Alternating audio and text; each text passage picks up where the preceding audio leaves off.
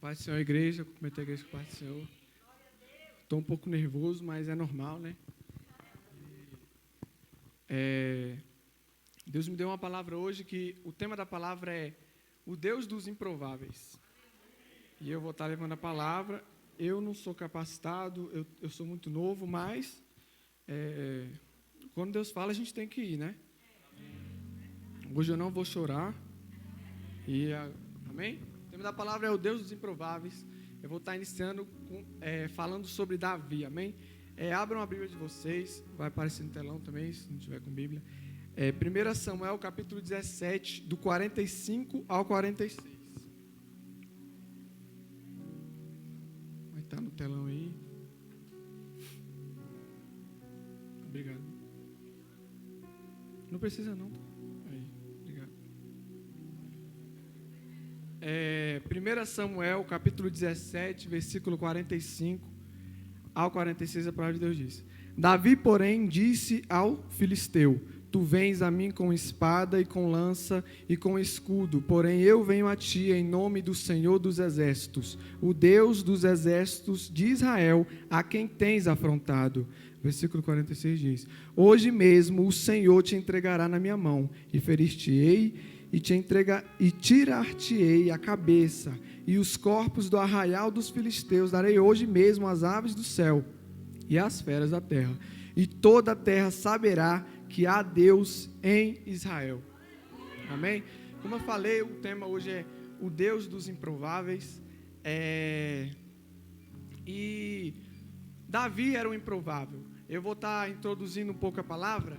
Nesse momento aqui em que Davi chegou lá, ele já tinha sido ungido rei de Israel, consagrado pelo profeta Samuel, mas ainda não tinha de fato não tinha sido coroado ainda, mas ele já era, na visão de Deus, já era, como Deus disse, o rei de Israel.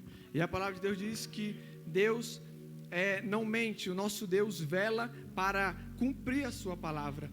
Então, Davi era o mais improvável da sua família e um dos mais improváveis para aquela ocasião e para o reinado de Jerusalém. Davi era o filho rejeitado por seu pai, excluído da família. Davi, a palavra de Deus diz que ele era franzino, ele era de boa aparência, ele não tinha uma aparência de guerreiro, ele não dava medo. E Davi também ele não tinha capacidade naquele momento para ser um rei. E Davi também era ruivo. Naquela época, os ruivos sofriam uma certa discriminação social. Eu não sei porquê, mas sofria na época.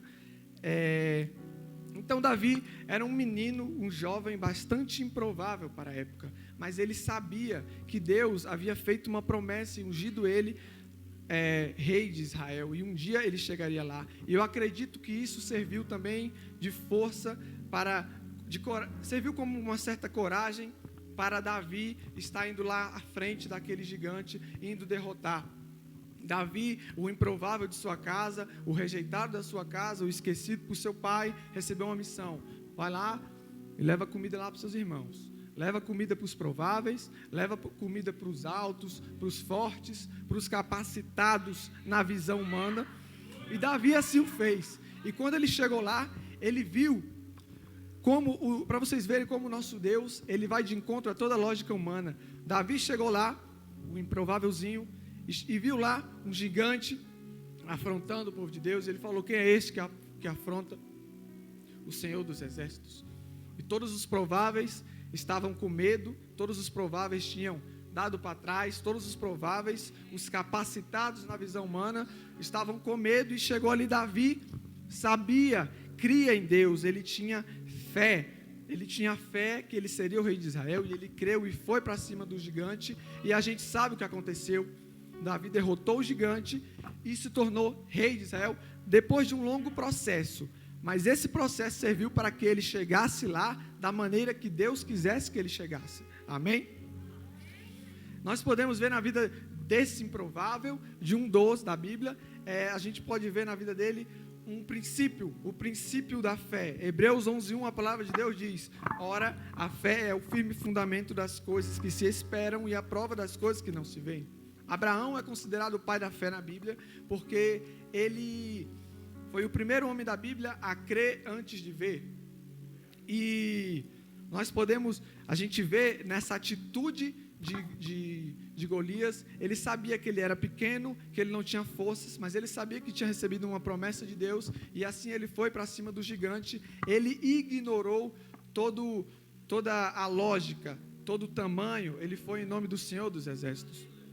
E a fé é um atributo fundamental na vida de um homem de Deus, na vida de um improvável de Deus. Nós podemos ver isso, porque Deus chamou Moisés, mesmo sendo gago. Moisés era um improvável. Deus chamou Davi, ainda quando ele era um menino que todos desprezavam. Deus chamou Samuel, quando ainda era uma criança.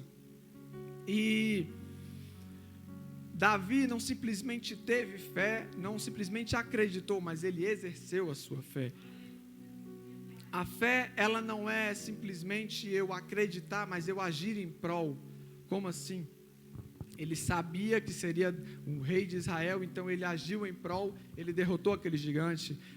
Moisés não simplesmente acreditou que Deus ia abrir o mar vermelho, como caminhou em direção ao milagre, como caminhou em direção a aquilo que Deus tinha prometido. E muitas das vezes é isso que nós temos que fazer como cristãos. O problema está em muitos de nós, às vezes, quando alguém recebe uma profecia, ou até nós recebemos uma profecia, uma palavra de Deus, e às vezes a nossa ótica, a nossa visão está no lugar errado. A gente começa a parar e pensar, nossa, é impossível, nossa, isso não vai acontecer. Mas é só a gente ler um pouco a Bíblia que a gente vê que o nosso Deus é o Deus dos improváveis.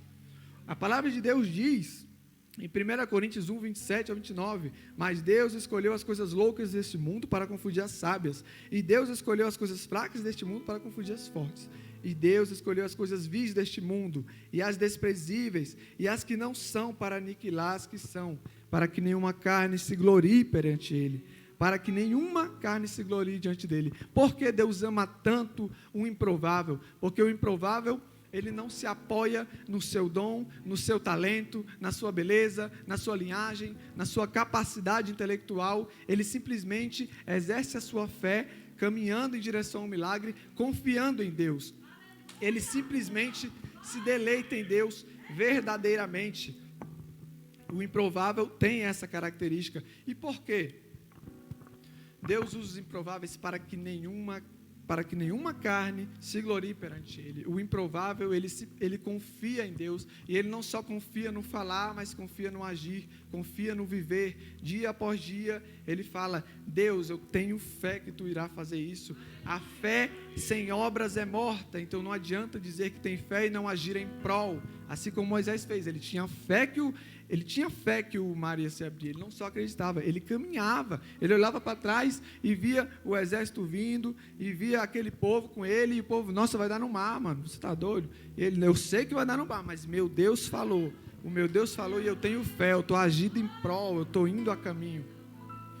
E nós cristãos, mais uma vez falando, devemos, ao ler a Bíblia, a gente entende que Deus é o Deus dos improváveis e que o nosso Deus não precisa de uma situação favorável para fazer o milagre, para fazer aquilo que Ele prometeu. Muito pelo contrário, Ele gosta de manifestar a sua glória nas nossas fraquezas.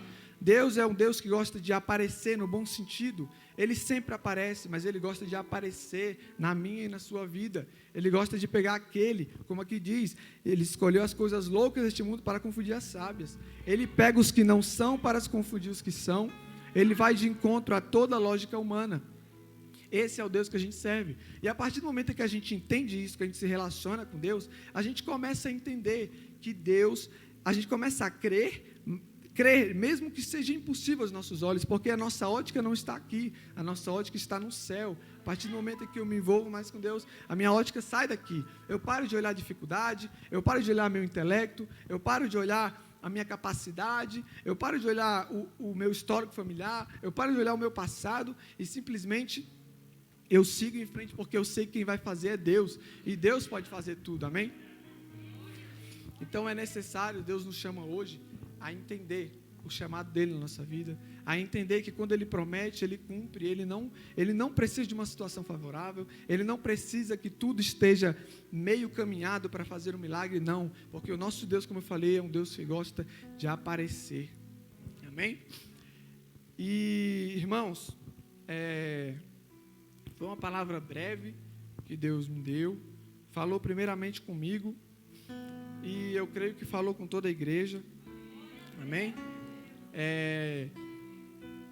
E eu creio que Deus falou com todos aqui. Me perdoe pela minha falta ainda de entendimento, mas Deus faz, né, gente? Deus usa as coisas loucas do mundo. E amém, glória a Deus. Essa foi a palavra de hoje. Glória a Deus.